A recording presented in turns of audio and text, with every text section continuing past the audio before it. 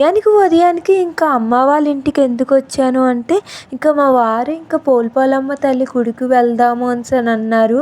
ఇంకా మా ఇంట్లో దీపారాధన చేసుకొని ఇంకా అమ్మవారి దగ్గరికి వచ్చామండి. ఇక్కడ గుడి తుడిచి ఇంకా డాడీ ఇంకా దీపారాధన చేసుకుంటున్నారు. అమ్మ, డాడీ. డాడీ ప్రతిరోజు ఇంకా అమ్మవారి గుడికి వస్తారండి. అంత నమ్మకం. అమ్మ గుడికి వచ్చిన తర్వాత ఇంకా డాడీ పని చేసుకుంటారు. అలాగే ఈ గుడి పెయింటింగ్ కూడా డాడీకి ఎప్పుడూ చెప్తారు. ఎక్కడున్నా సరే డాడీకే ఫోన్ చేసి మీరే వెయ్యాలి అని అంటారు. డాడీకి కూడా ఒక సెంటిమెంటు ఆ అమ్మ గుడి పెయింటింగ్ వేస్తే బాగుంటుంది అనేసనండి. ఒక సబ్స్క్రైబరు అక్క మీ హస్బెండ్కి కూడా ఎంటర్ చేయొచ్చా అనేసని అడిగారు. ఇక్కడ చూడండి మా వారు కూడా ఎంటర్ అయ్యారు. కొంచెం నేను రానందుకు చాలా టైం తీసుకున్నానండి. కొంచెం టైం పడుతుంది. నన్ను ఇంతగా సపోర్ట్ చేస్తున్నందుకు మీ అందరికీ చాలా థ్యాంక్స్ అండి.